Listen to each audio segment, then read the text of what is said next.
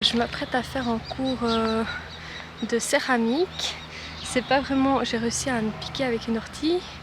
C'est pas vraiment un cours. En fait, si on a besoin d'elle, elle vient nous voir et c'est gratuit. Et c'est un endroit en Suisse où il y a ça pendant la durée de l'été. Après, c'est fermé en hiver et en automne. Et j'avais besoin d'un encensoir. Et puis pour brûler de l'encens en grains ou bien en plantes.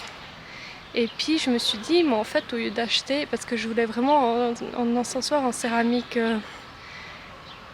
vraiment comme dans les temps anciens en Grèce antique ou comme ça, vraiment brut, en terre rouge.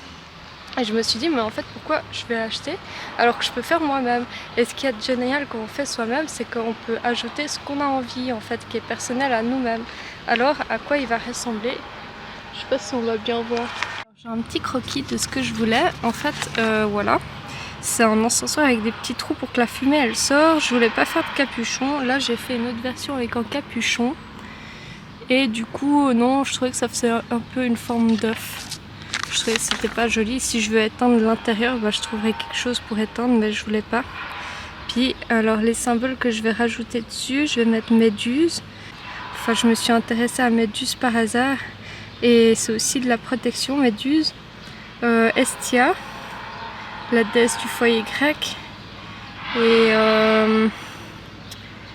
Et peut-être je vais rajouter la clé avec E4, mais je travaille pas du tout encore avec E4, mais je sens que ça va peut-être venir. Du coup, je pense peut-être intégrer ça. Et la coupe d'Igi.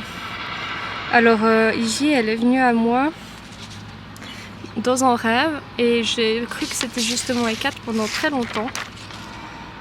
Pas très longtemps, mais on m'a dit peut-être c'est E4 parce qu'il y a un serpent et tout, mais je sentais pas que c'était l'énergie d'E4 du tout.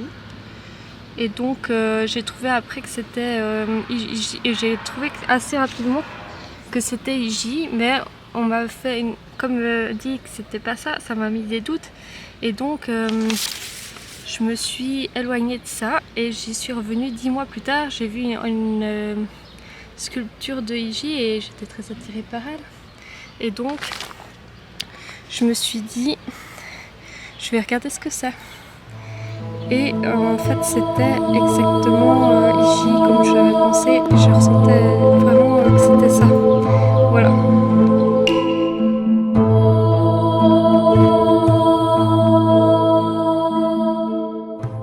Hello. Alors je sais pas si c'est une grande réussite. Mon encensoir en terre. Peut-être c'est moche, il faut me dire en commentaire. Voilà, soyez sincères. Et puis, alors, ça s'est pas passé comme prévu, j'ai pas mis tous les symboles que je voulais.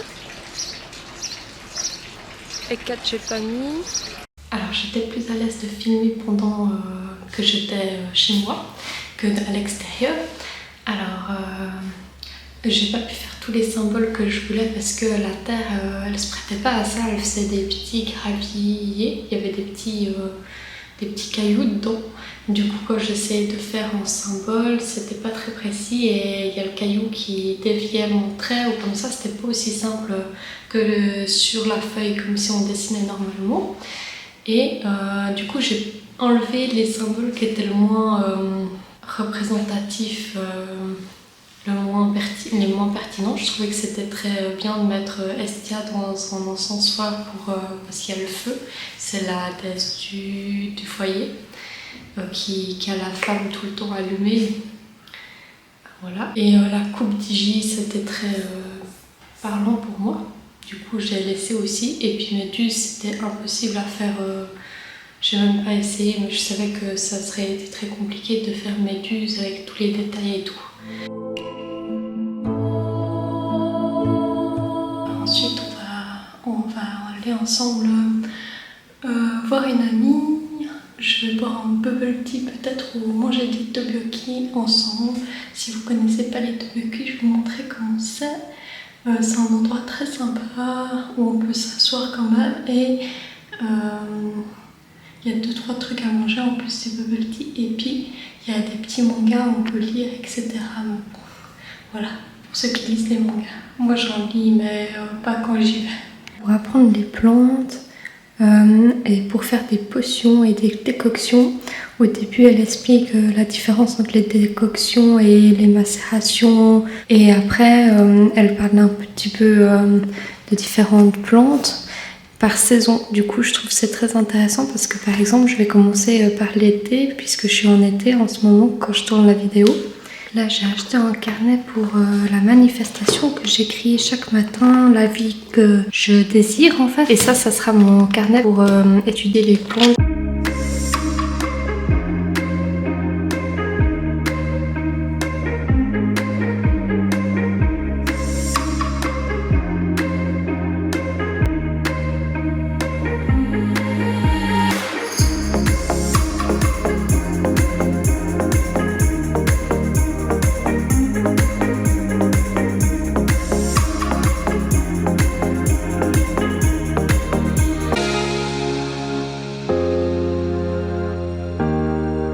C'est beau.